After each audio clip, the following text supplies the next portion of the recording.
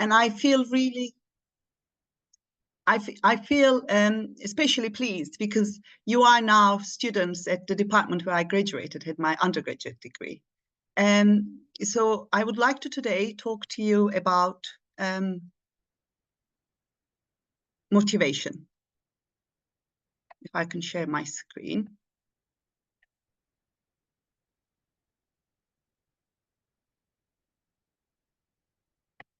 Can you see my presentation? Yes? Okay, thank you very much. So first I wanted to start with a quote that one of my lecturers in METU actually told me, Sabri Koç. In our practicum course, he told us that we shouldn't expect our learners to be really motivated to be in our classrooms. That they will only be there because their parents make them go to school and sit through the lessons of the day. It wasn't something that occurred to me before that. I had just assumed that the students would be willing to be in my lessons and they would be doing their best to understand everything that I had to tell them. So it was something that just intrigued at that point. And later on, motivation kept appearing in my teaching life. It kept appearing when I wasn't expecting it, when I was looking for something else. And when I actually needed it, I couldn't access it in the students. So I started thinking, what is motivation and what motivates us? I don't know how you can respond. Perhaps you can write in chat, but I would like to learn what motivated the participants, the undergraduate students especially, to learn English and then later on to study English or any other foreign language if you are currently learning or studying another foreign language.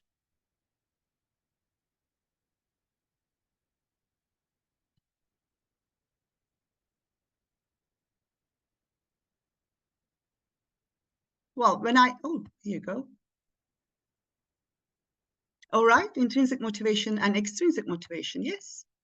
That's one of the topics that I'm going to talk about today, actually. So yes, this is something that we get from our students when I ask our students as well. What I ask our students, what motivates them, what motivated them to study English, learn English and then study English. And some of them say that they just like it, that they enjoy it.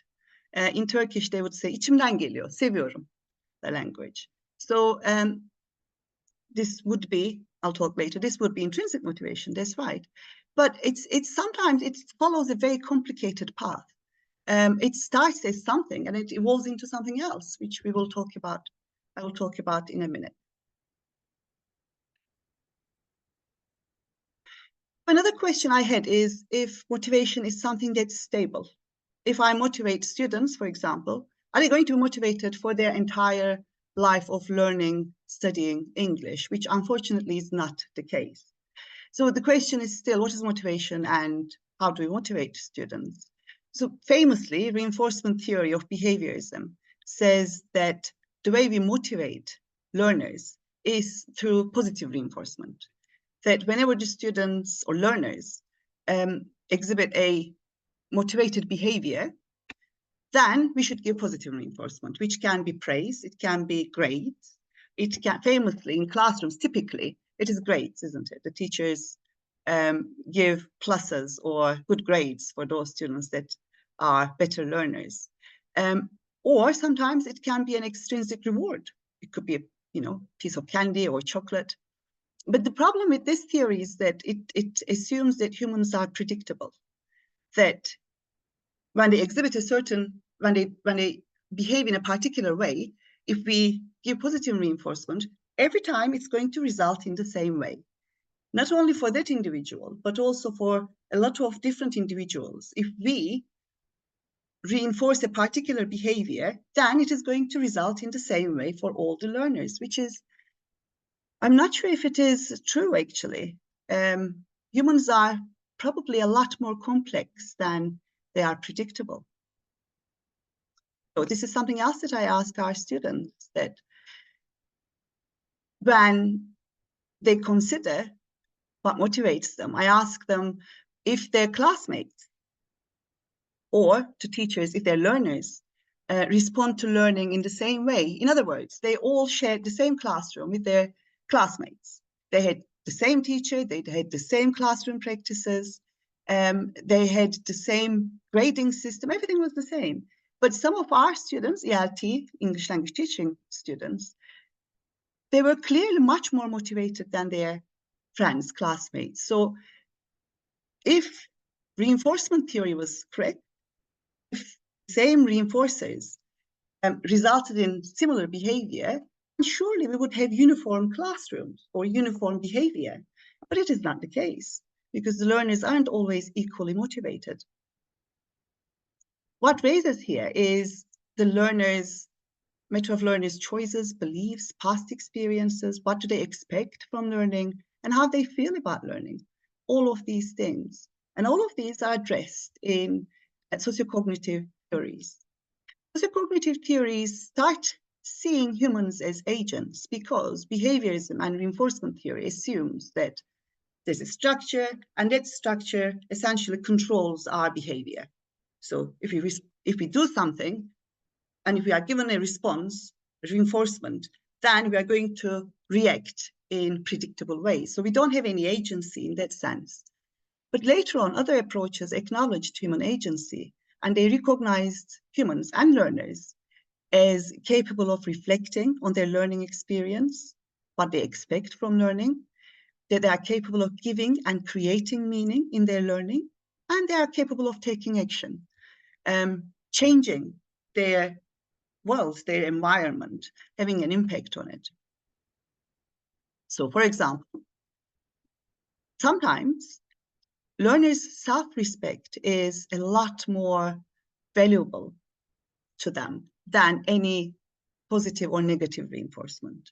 I'm sure as learners, you will remember your friends, or those of you who are teachers, perhaps, will obviously have noticed some students sitting usually at the back of a classroom, and they are not interested in the lesson at all, which is, not unheard of. But these students make a point of showing to their teacher and to their classmates that they couldn't be less interested, that they don't want to learn English anyway, or any other foreign language. This is just perhaps silly. They don't want to do it. And sometimes the reason is because it's easier to think that I don't want to try anyway than to think I've tried and I've failed, which is a matter of self-respect. If they don't want to lose their self-respect, sometimes it's easier to not try and make a point of showing that they don't try. So human learners' cognition is also important in motivation. And because humans are conscious agents, any external condition or any external reward is going to be subjective by nature. So basically, this means that any reward that I receive, I can evaluate it differently than another classmate based on my past experiences, my belief, my future expectancies, etc. For example, when we interviewed a group of students in education faculty in Akdeniz University, they were studying to be primary school teachers. And quite a lot of them were very frustrated with their learning English experience, because including the compulsory English lessons at university, they had been learning English for about 11 years, but they were still A1.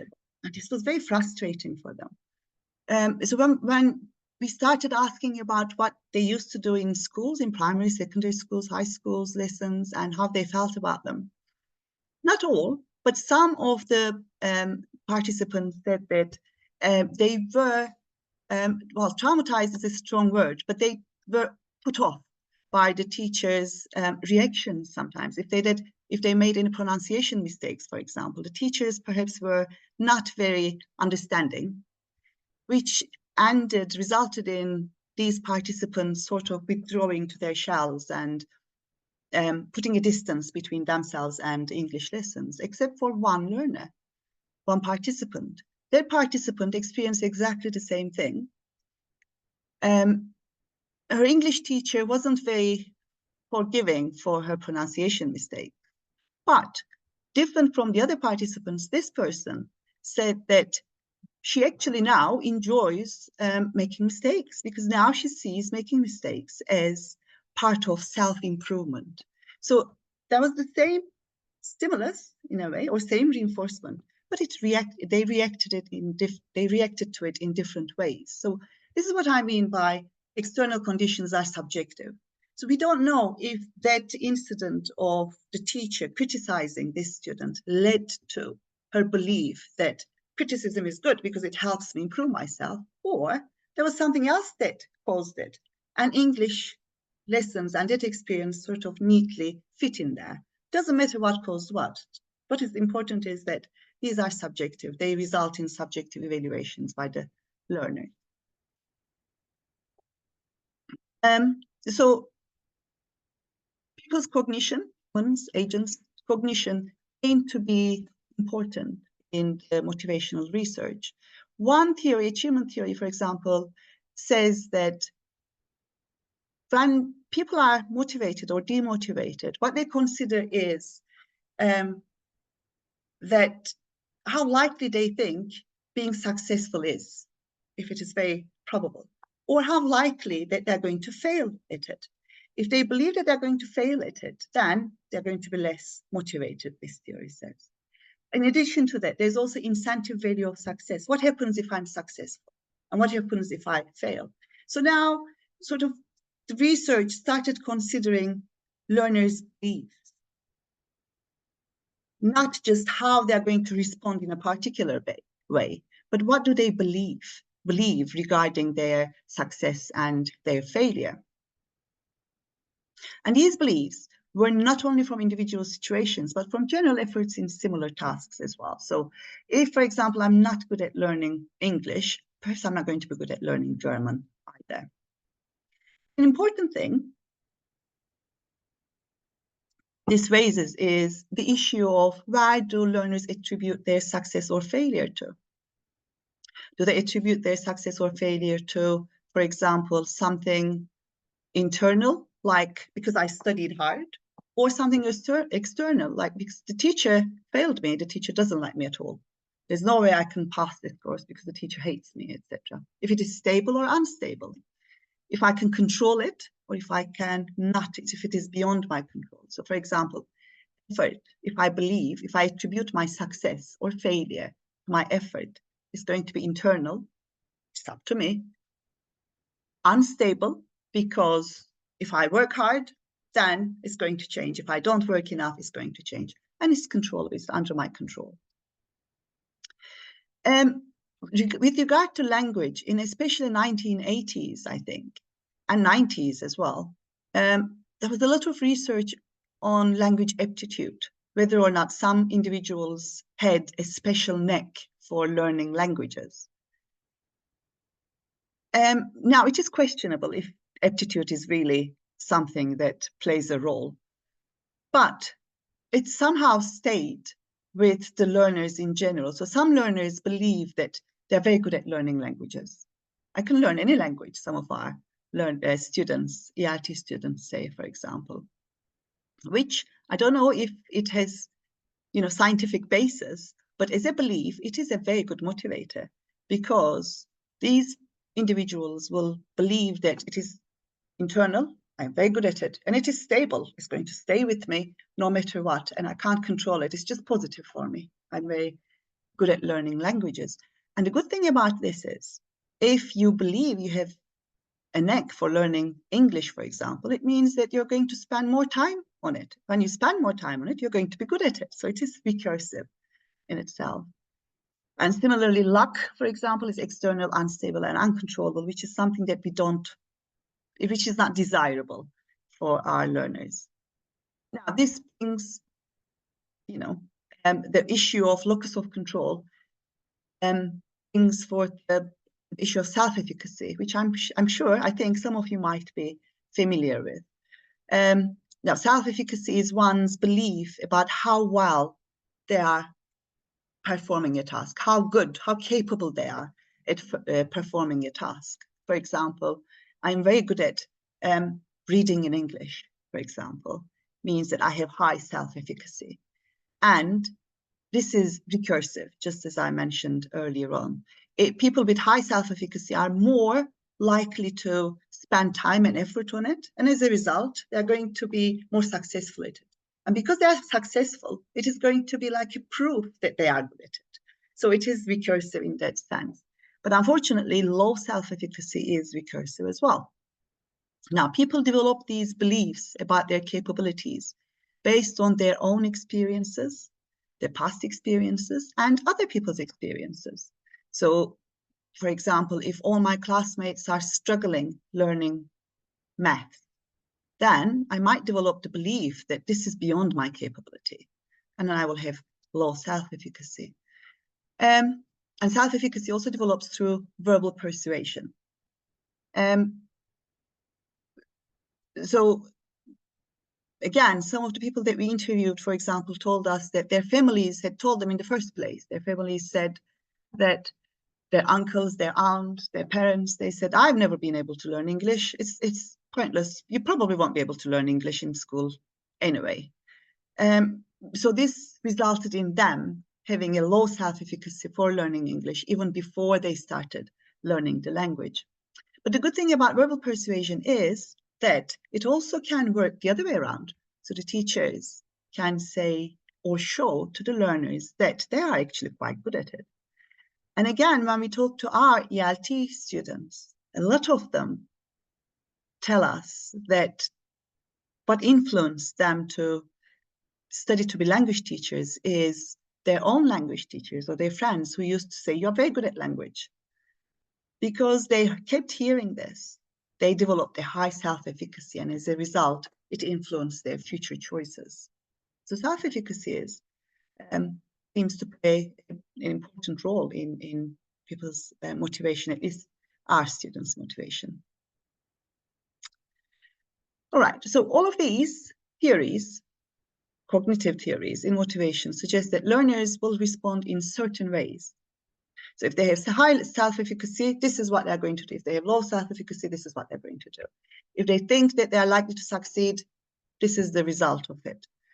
Whereas other theory, self-determination theory, says that, well, actually learning is something that is inherent in human beings, that it is part of who we are as humans. If we consider, for example, toddlers, they do try to, they do learn to walk, but when they are learning to walk, a lot of the time they are punished for it by the gravity. So they fall down, they hurt themselves, they stand up and they try again.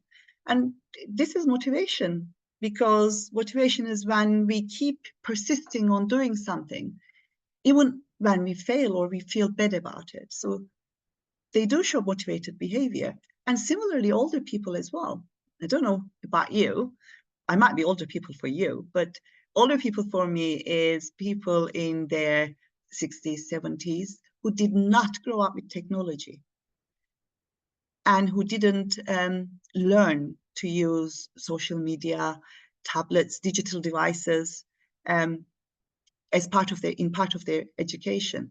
But I have a lot of people like that around me who are struggling to learn these things, who are trying to learn how to use social media, tablets, phones, all these digital devices, because it's meaningful to them. They want to keep up with their friends, extended family. They want to learn about the world.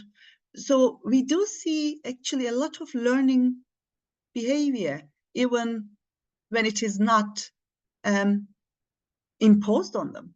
They seek, and humans seek, and opportunities to learn, and they try to learn. So in this sense, self-determination theory says that learning is an innate part of humans. We are all motivated to learn to be able to survive in this environment, in the world. So to be able to interact with the world. So in that sense, learning itself is inherently reinforcing. There's no need for external reinforcers. And it is self-sustaining.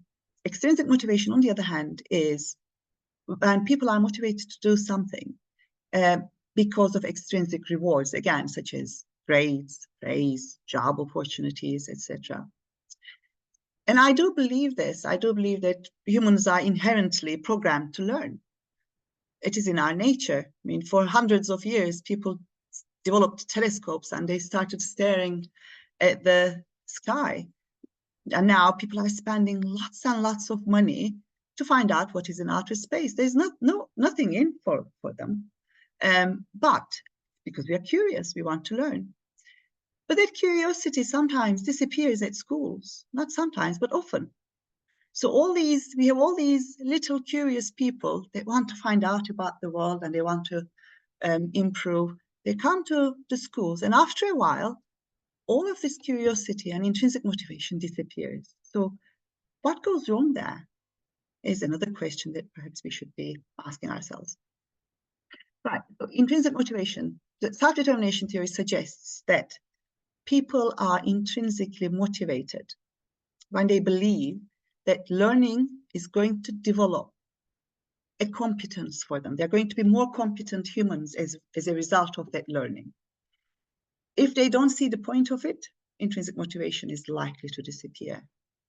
Another thing is that there should be optimal challenge, in the sense that what they're learning should be a little bit more difficult than what they can do, but not too discrepant either, not too difficult. Because if it's too difficult, then it can cause frustration. If it's too easy, what's the point of it? So there should be an optimal level of challenge. And learning should be something new. If it is not new, then there should be a degree of complexity. Another important aspect is that people are more motivated to learn when they believe or when they think that they are in control of their learning. When somebody else dictates all the time what they need to do, when they need to do it, with whom, etc., then they're less intrinsically motivated. It becomes sort of, they put a distance between learning and themselves. And this has direct implications for learner autonomy. If the students at schools are given no control, no role in decision-making about how they learn the language, then can we really expect them to be intrinsically motivated if we tell them what to do, when to do, how to do all the time? And similarly, at school, if they believe that they are not really developing some sort of competence or mastery at something, can we really expect them to be intrinsically motivated?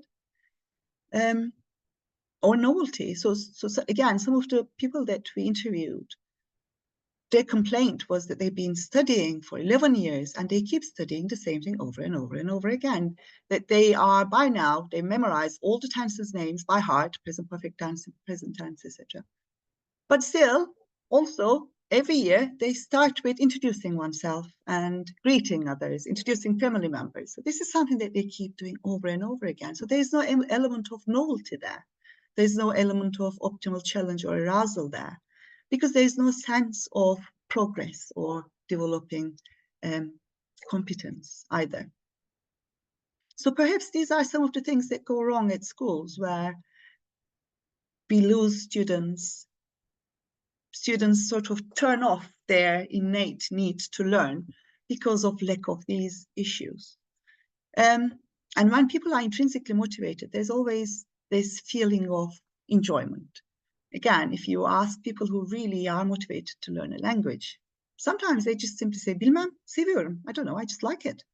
İçimden geliyor, which very neatly in Turkish fits into intrinsic motivation because it's coming from within. And again, we need to consider if schoolwork actually allows all of these things, if the schools or the teachers or the lessons leave room for any of these elements, if we expect students to be intrinsically motivated. And intrinsic motivation actually is valuable because people who are intrinsically motivated are more likely to choose challenging tasks, where they do not feel the need to secure an extrinsic reward. Actually, there was a study where learners were left entirely free, no control about the tasks that they choose to learn English. And then later on, the school decided to introduce extrinsic rewards, which were stars. So if the learners, these were foreign language learners in Ireland, so they were learning German, French, or other languages. So if the learners did a task really well, they would be given a gold star. If they did not bad. They will be given silver star, etc.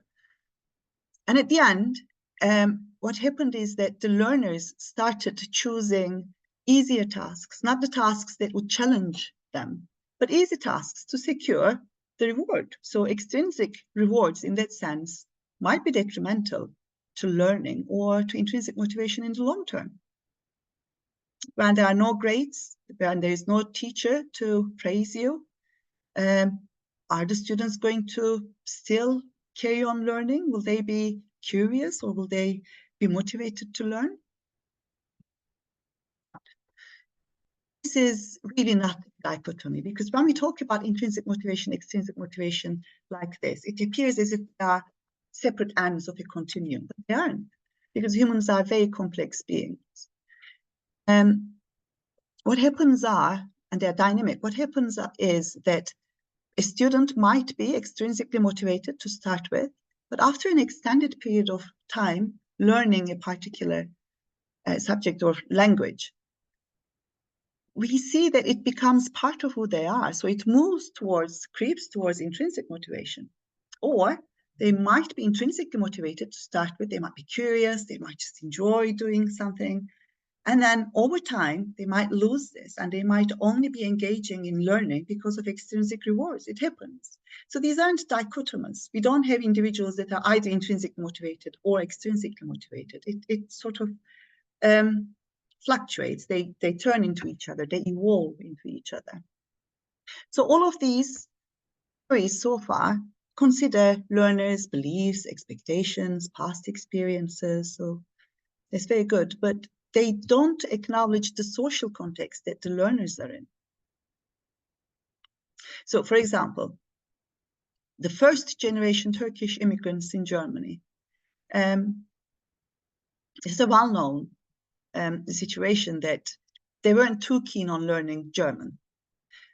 And if we go back to all these points of intrinsic motivation, there was optimal challenge or arousal. They needed the competence because they needed to interact with their environment. There was definitely a novelty, an element of novelty or complexity.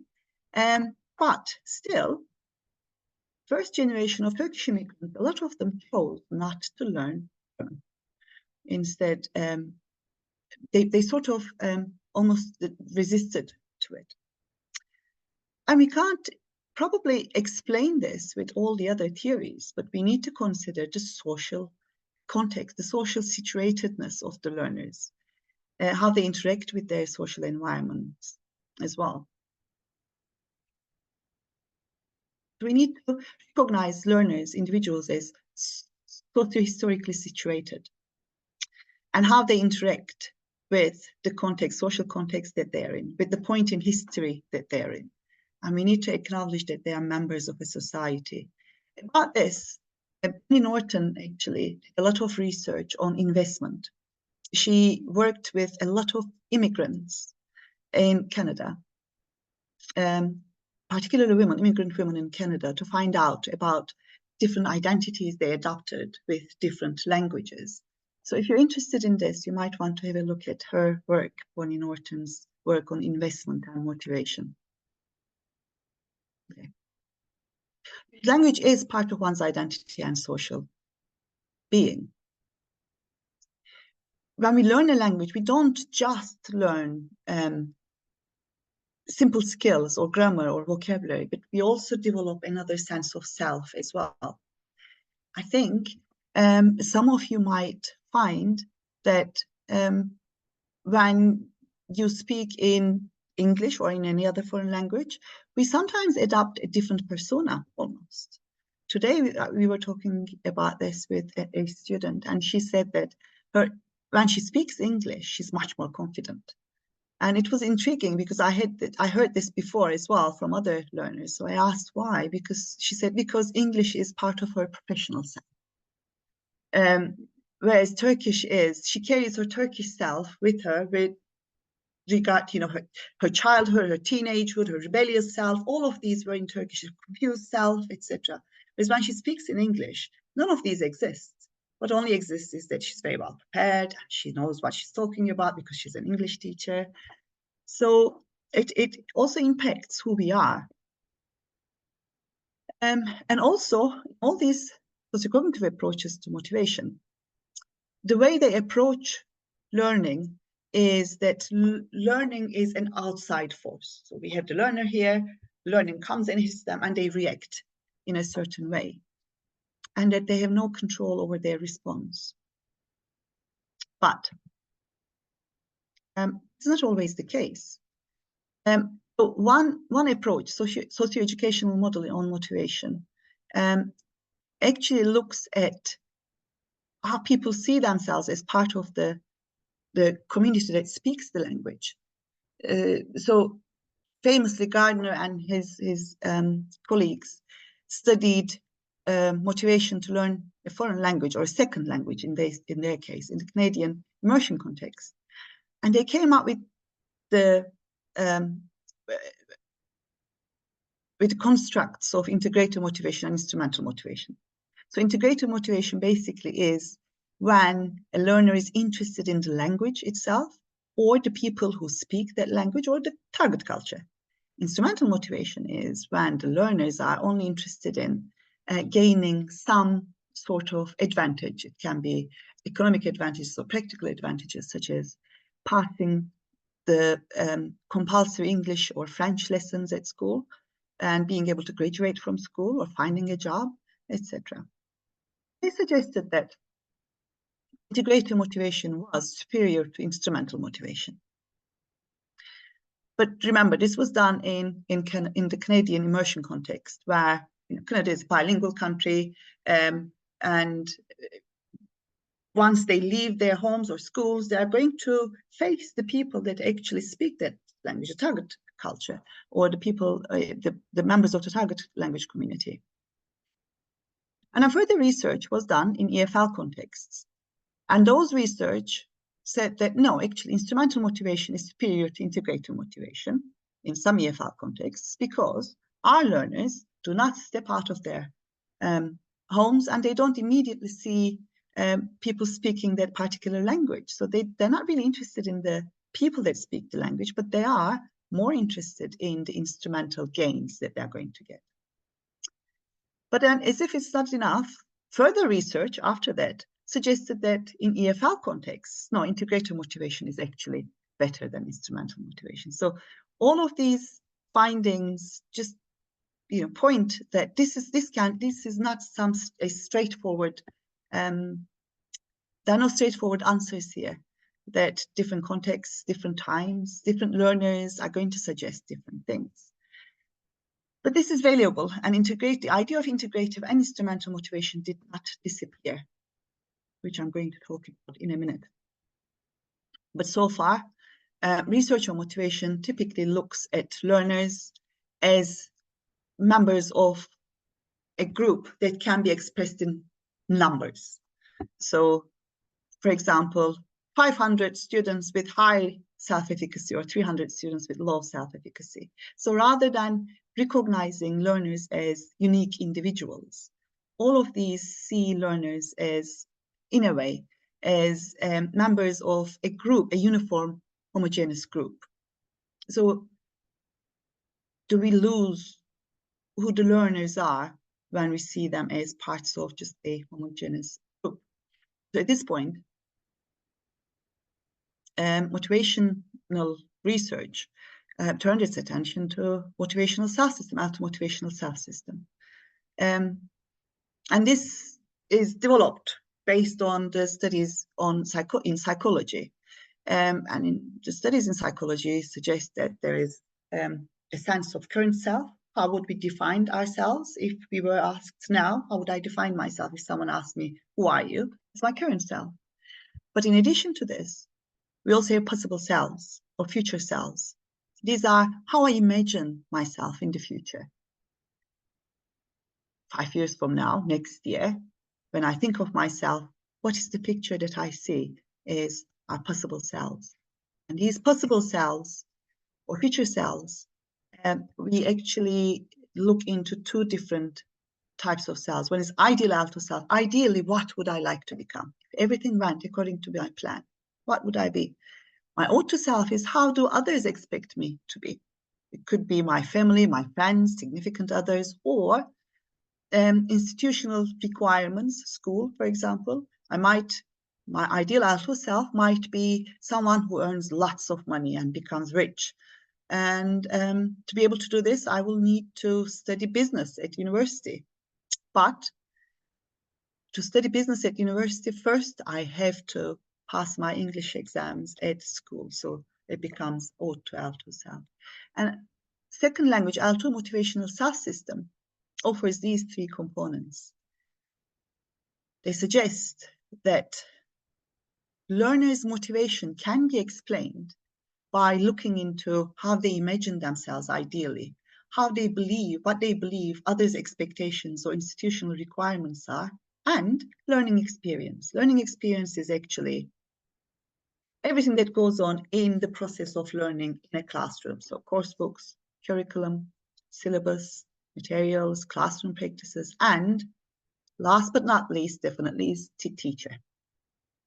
So all of this is part of learning experience. And Alto Motivational Self System suggests that people are motivated, learners are motivated to learn a language based on how they imagine themselves, what they think other people would expect them to do, and what actually happens in the learning environment. And Alto Motivational Self System research so far explain motivated learning behavior. This was done in a lot of contexts. And it appears that in a lot of different contexts, in a lot of different countries, with a lot of different learner demographics, these three components seem to be explaining motivated learning behavior. So researchers, questionnaires asking about these things, in addition to how integrativeness, instrumentality, cultural interest, international posture, travel orientation, etc., also influence the motivation. And these three always appear to be on top of explaining how people are motivated.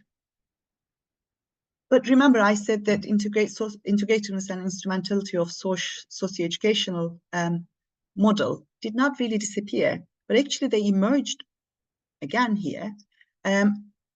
Instrumentality, for example, in Alto Motivational Self System and in other research, it was suggested that instrumentality can be promotional or preventional. In other words, promotional, that people might be motivated to learn a language because they would like to attain something. I would like to find a better job. I would like to get a pay rise in my job.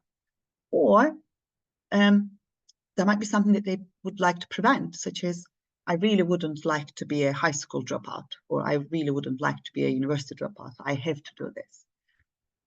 And unsurprisingly, instrumentality promotion correlated with ideal alto self, and instrumentality prevention correlated with Ode to Alto Self.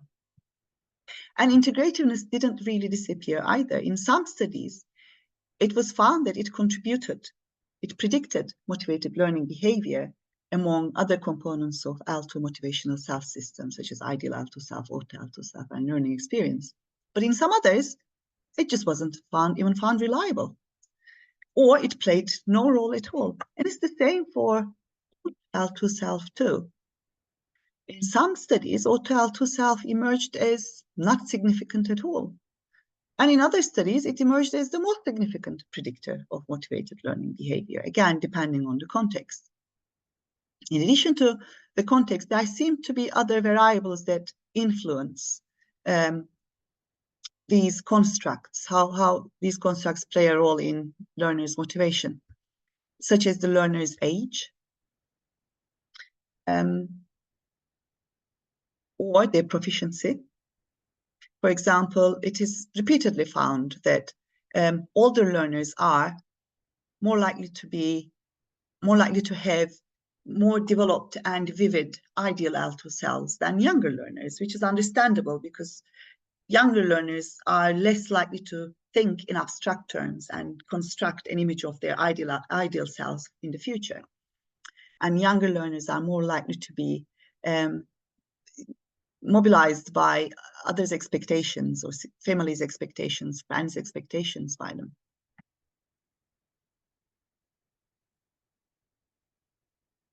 Okay, as I said, integrativeness and instrumentality re-emerge in the studies on auto-motivational self-system. But integrativeness, as I said, sometimes it's there, sometimes it's not even reliable. Yoshima also suggested that integrativeness perhaps is not, it needs to be sort of replaced by, not really replaced, but in some contexts, international posture might be more suitable instead of integrativeness. International posture in the sense that instead of the desire to be a member of the target language community, international posture is using English to communicate with all other cultures because it's lingua franca, or it's the global language. So those people who imagine themselves as, for example, a traveler or someone who does business internationally, they're more likely to have an international posture than integrativeness, because their focus is not only on the target language and its culture, but on the world cultures overall. So overall, in some studies, integrativeness is inconclusive, but instrumentality is a lot more consistent in the studies. Instrumentality promotion correlates with ideal alto self. Instrumentality prevention correlates with auto alto self. And when you look at how these three components predict language motivation, instrumentality promotion contributes to ideal alto self and to the motivation, so directly and indirectly. So it looks like it actually has impact on people's motivation to learn language. Okay, so currently, because this has been studied for the last 20 or 30, well, 20 years or so, we have a fairly good understanding of the proposed model of alto motivational self-system that it explains is a good model to understand language learning motivation. But usually that research is in numbers as well. So people are given questionnaires and then we try to understand what causes what. But these cells are not static, similar to intrinsic and extrinsic motivation. Ideal alto self and auto alto self, they change over time, they evolve over time. A learner, might start learning English, might be motivated because their parents made the individual to learn the language. They might say, for example, learn this language because it's going to be very good for you, but I don't want to, but you have to, etc. And then later on, after an extended period of time, because they spend so much time learning the language, they might start imagining themselves either as someone who speaks English fluently and travels around the world, or as someone who speaks that language as part of their profession. So they can evolve into each other. These aren't static. And current research is mostly, it looks at the causality. So we don't have enough information about how they change over time. For this, if you are interested in the future to look at these things, you might find it useful to inquire how they evolve in individual learners. How do they change into each other? Again,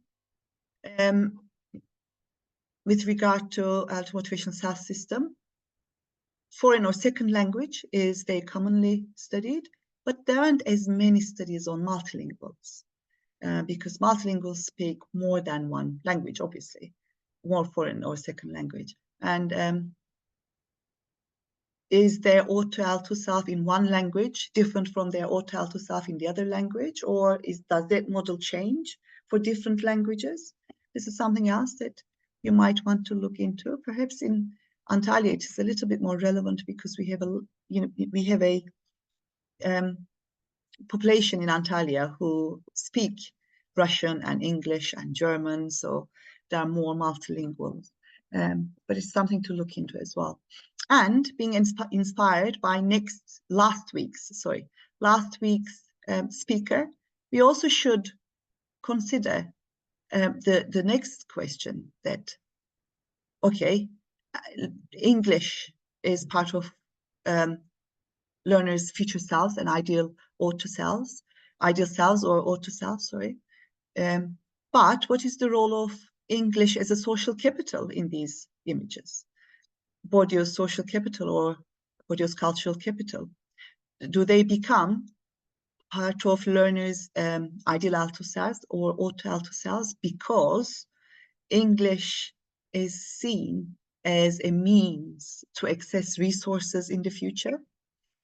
And when we compare different languages, let's say English and Russian and German, which of these languages will be more part of learners' ideal alto self? And does it have anything to do with that languages be providing social capital or cultural capital for the learners? So these are other possible directions that we might look into. And this is all I wanted to say for today. Thank you for listening. Hocam, thank you so much for your great presentation and insightful one, very insightful one. Thank you. Now, our audience, if you have any questions, please forward it in either chat box or using your microphones, if any.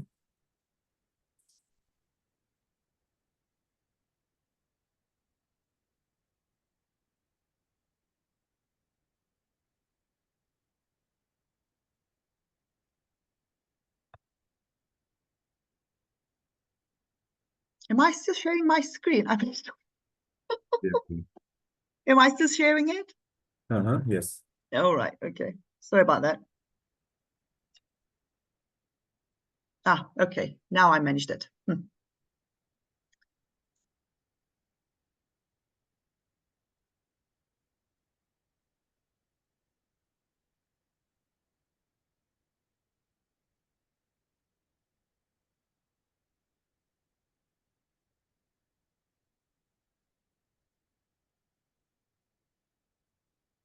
Thank you very much. Thank you. Thank you. Okay. Then I guess there's no question. Hocam, once again, thank you so much for being here Thank today you for with us inviting me. and for your presentation. It was really Thank great. you. Thank you very much. Before ending the session, can we take a photo? Like, can you please turn on your cameras? It will be very obliged.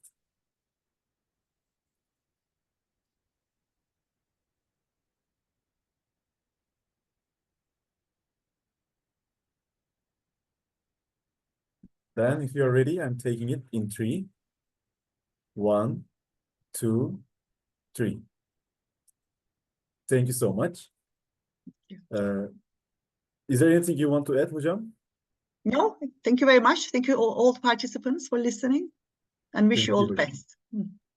Then I guess we came to our end. Everyone, thank you so much for being here today, and I wish you a good night to all of you. Thank you once again, hocam. You're very welcome. Bye. Bye hocam.